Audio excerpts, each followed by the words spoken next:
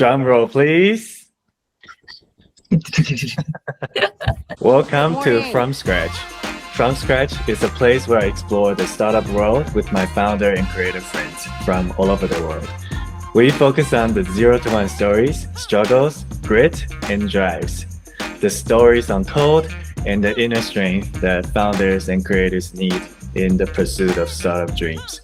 I'm your host, Daw-Chih, and I'm the first-time founder and content creator. In this episode, we're honored to have Nana Hori. You can just call me Nana. On the pod with us. Nana is a great friend of mine. I had a pleasure to meet her during my time at Draper University, one of the top startup accelerators in Silicon Valley. She's one of the most inspiring founders I've ever met.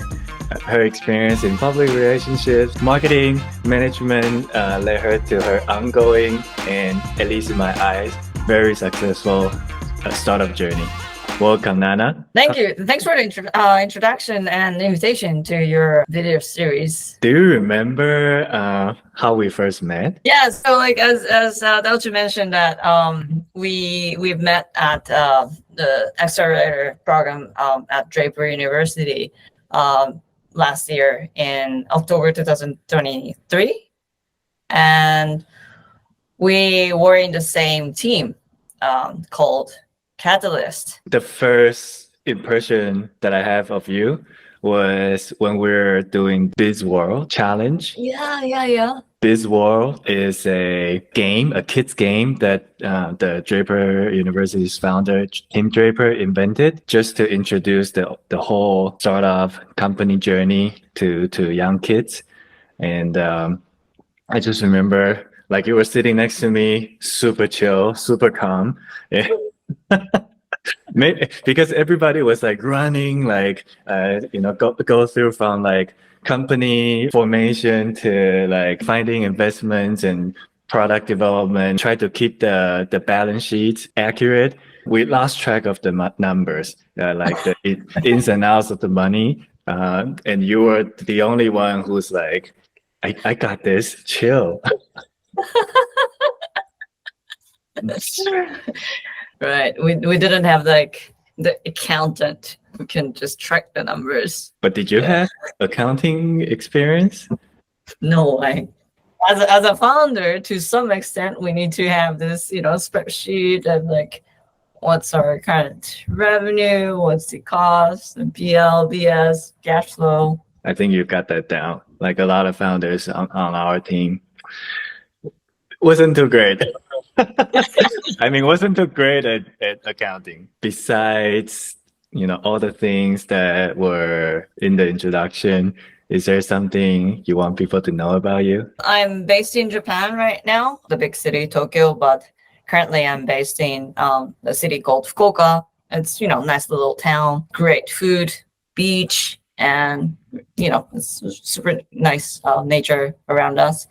And why I'm here, it's because I've been doing the renewable energy development. This is where the energy from the nature comes. One thing jumped out when I was doing some research about you. You did so many things in the past, like so many different things. I think your first job was in public relations. Actually, my first job right after college was the door-to-door sales. I used to sell this advertisement, small mom and pop type of restaurants. Shibuya, you may have heard of that part of Tokyo. That's like big giant crossing around. It's like super populated area. Okay, so you did sales and then public relation and then marketing, like in consulting. Yeah, so when I was a student, I was pretty serious about biology, and I was doing the microbiology major, and some of my friends actually still doing some serious research in universities. One of my friends is just got a PhD. After college, I actually went to US for 1 year, and that's for me. I was trying to figure out which university to go to for a PhD. But then I realized how to get the funding for your research is extremely important. By looking at other researchers actually lose the funding and she couldn't continue her research. So, okay, I need to understand the business world, or like how I can finance what I want to do, or things like that. So then I took the opportunity to do this advertisement sales as a first job. I did that for like 3 months and visited 1,000 restaurants in that 3 months. And yeah, that's really enough for my my sales experience. So I quit and moved on to what I was passionate about. That was movies. I was quite a movie buff back then, so took that job and did the public relation for 3 years. So I was doing the promotion, public relations, press, things like that. After a while, when I was 26 or something, big earthquake hit back in 2011. So what happened in Japan back then was the nuclear power plant had meltdown, and there's a big shortage for electricity in Tokyo, because that's where we consumed energy, but the power plant was up north. That was how I realized energy or electricity is critical for our regular normal life. So that's how I became interested in energy sector.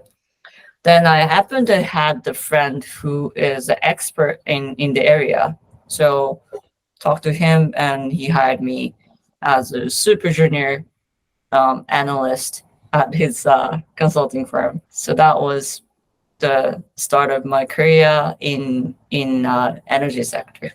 What made you wanna come out and start doing your own business in Tensor Energy? Before Tensor, I used to work for a company called Shift Energy. I've been doing that consulting for 5 years and in renewable energy and electricity sector globally. And we decided to start the renewable energy part producer business in Japan. So it was kind of like a continuous, we had the same team from the consulting firm. We took some teams and bring some of them in Japan and set up the entity here. And that's how we started as a part producer business in Shift Energy. I've done that for like 5 years, and that company have grown to, I think they have like 120, more than 120 people max. And I thought, okay, I think my role is over. I mean, I like more to like 0 to 1 phase, not like a 1 to 100 phase. I left that firm and was looking for what I wanted to do for 1 year or so. And during that period of time, I tried some agriculture business, a lot of things. Then still, energy was my thing. I couldn't give up energy. And so I came back and decided to found this company. And largely because I was looking for some kind of like technological solutions while I was working at that former company. Another is the co-founder. He is a great friend of mine for the past 10 years or so. Initially met at that consulting firm and worked together for a couple of years, and we kind of like split our career paths, but kind of like kept in touch. And yeah, he is he's just like so talented. He could do anything, but he has like technical knowledge, product management knowledge, and he's a great designer at the same time, and strategic consultant. So we discussed, and in several months we came up with the idea of Tensor Energy, and that's how we started. From what I heard, you're very driven by this passion you have, no matter what it is. Like you started with your passion for biology, and then your passion for movie, and then led you to being very interested in the energy.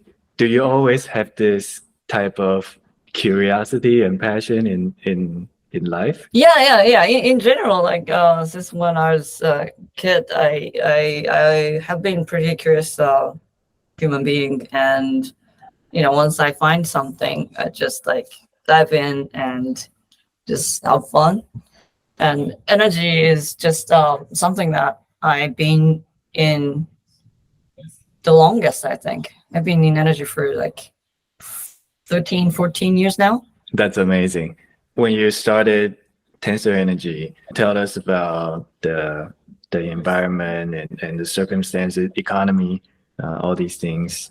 Was it difficult to get started in this sector? We started reaching out to those venture capital firms to get it funded, because I actually ran out of my cash at the previous business in agriculture, so I needed some type of funding. Like bootstrapping was not the choice.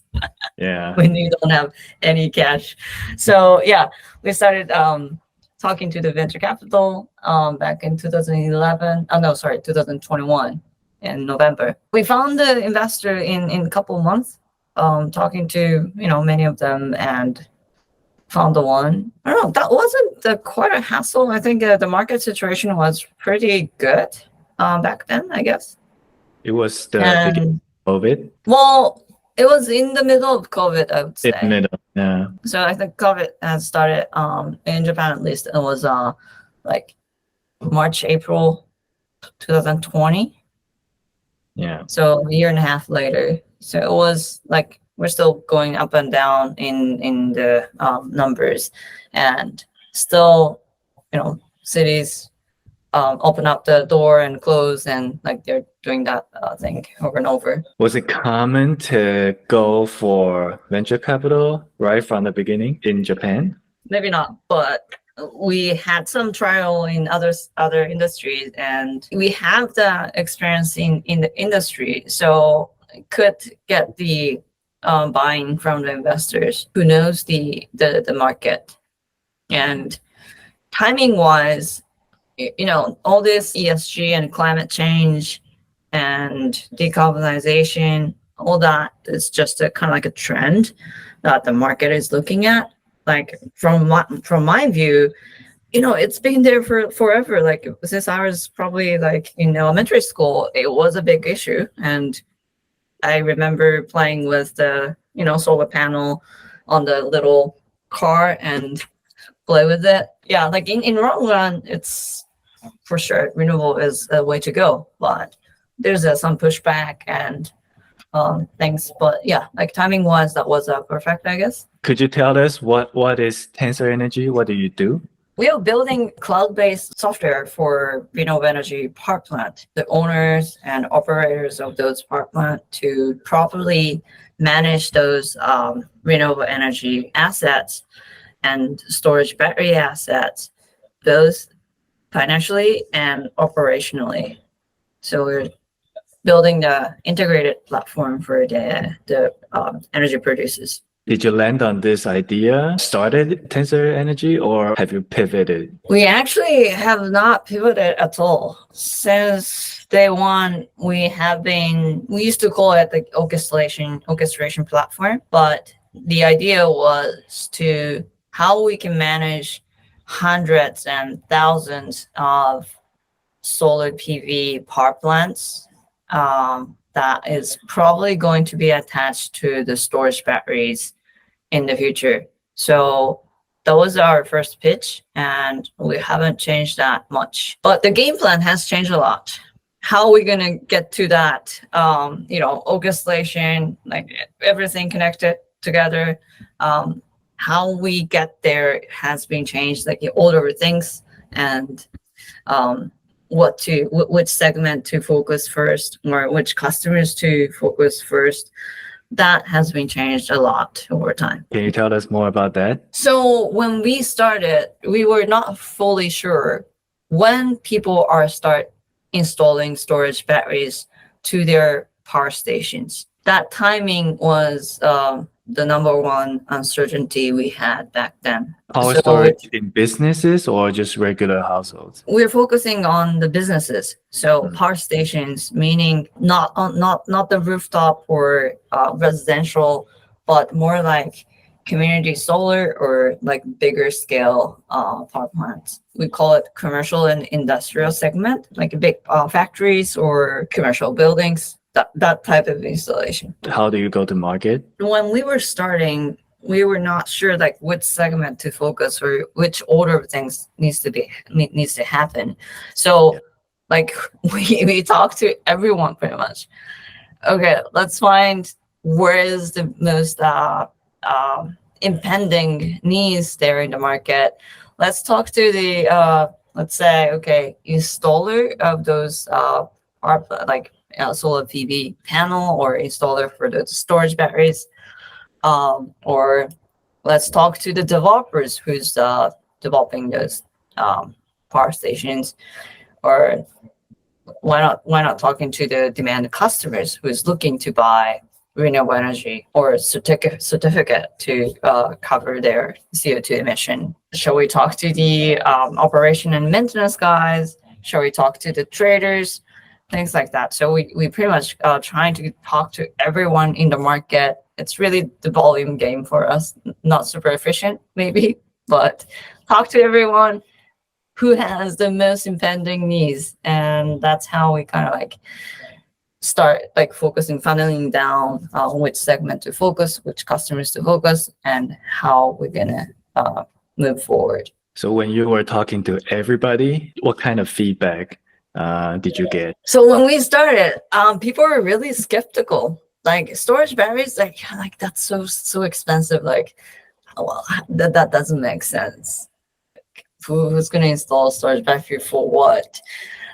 So yeah, we thought, okay, maybe in after 2025, 6, they're gonna start installing the batteries as the cost is gonna go down.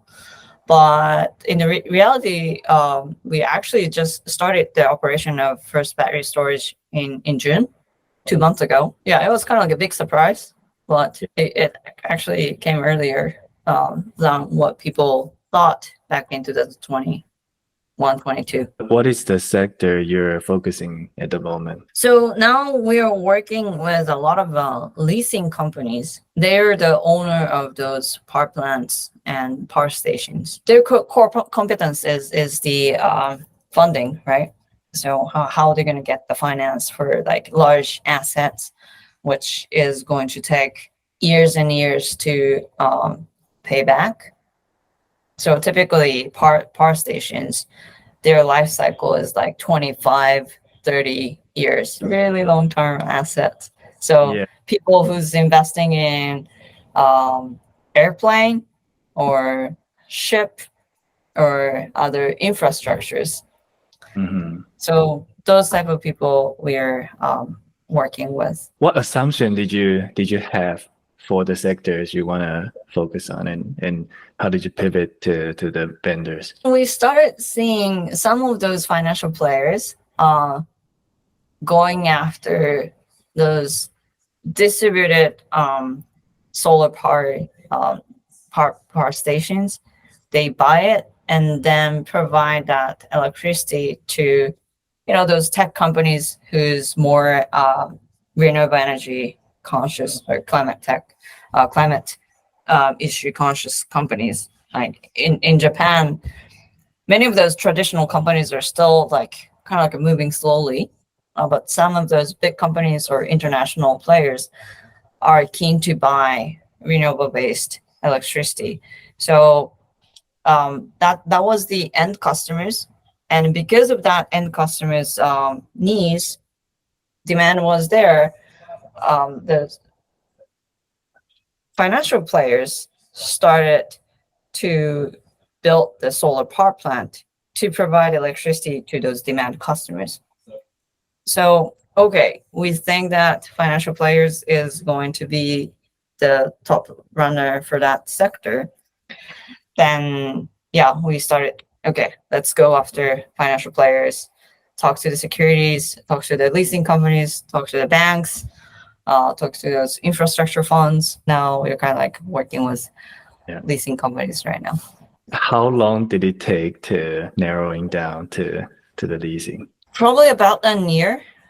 year. year. 1 year. Yeah. 1 year to talk to people We didn't have any product other than the pitch deck. So for the entire on the year. pitch deck, yeah, pitch deck, and we just talk to the customers based on the pitch deck. And would you like to buy it if that's real?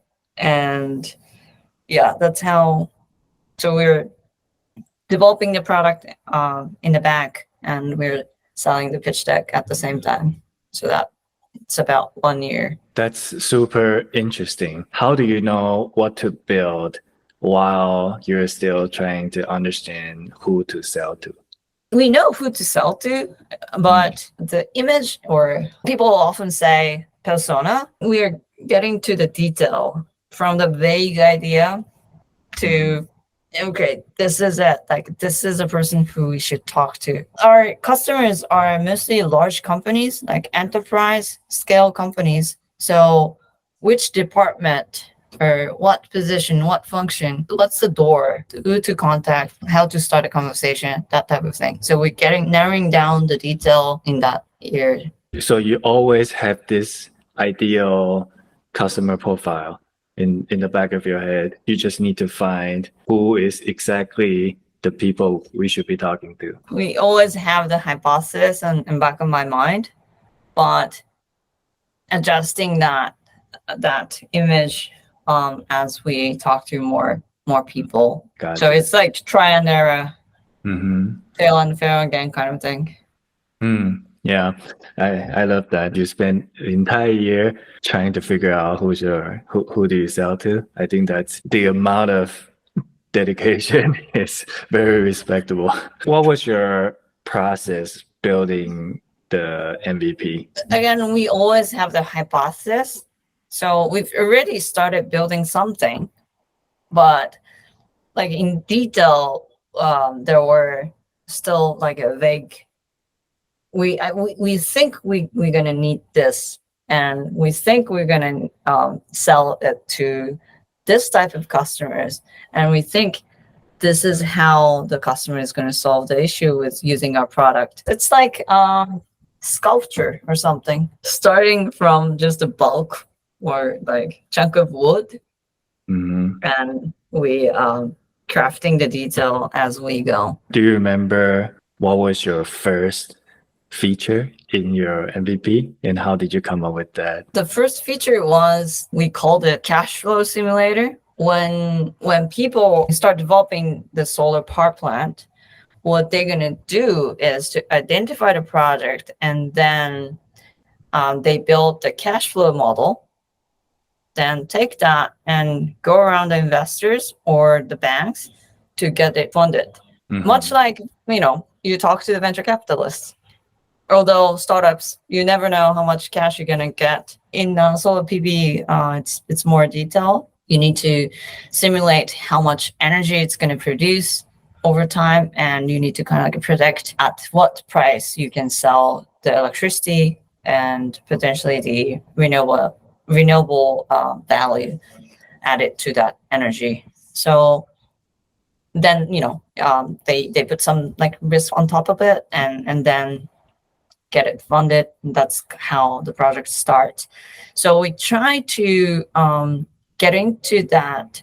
The sale, like the power plant life cycle is again 20 to 30 years. It's quite long.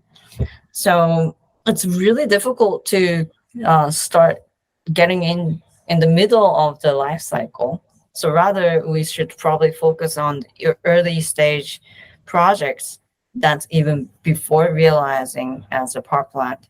So let's focus on the start of the project when they're trying to get the fund. That's how we built that feature. Did you just thought about this, or it was requested by? The thing is that I used to be a developer for, not the software developer, but power plant developer. Right. So I needed to do this whole thing when I was working at that different company. So I knew the process, and I talked with our co-founder, and this is how the power plant is going to be built. This is a process, and this is a decision-making point. The partner is like extremely smart guy, and he's okay. This should be it. Like, let's focus on this, and yeah, that's how we identify. Okay, let's start from here, and he came up with a pretty good user experience designed, and yeah, that's how we did the first feature. Was it the right bet? We're still actually developing that feature. It's getting more and more sophisticated over time. In the past year or two, we're even adding the storage battery to it. People start using that feature now. You're looking back, is there a point of time where you struggle? Can you tell us a little bit more about that and how you got through it? So, like every day is a struggle, to be honest, really. Like, tell me about it. I feel you, Nana. Yeah, so a lot of things. So for me, from my point of view, I've never really worked with the software developers. So I knew nothing about agile way of developing things, or like how we're going to manage a project, things like that. I only have experience in power plant development. So I knew how to do the project management, but super physical assets. So it always have to be waterfall. We need to keep the budget that's super tight, and we need to keep the deadline.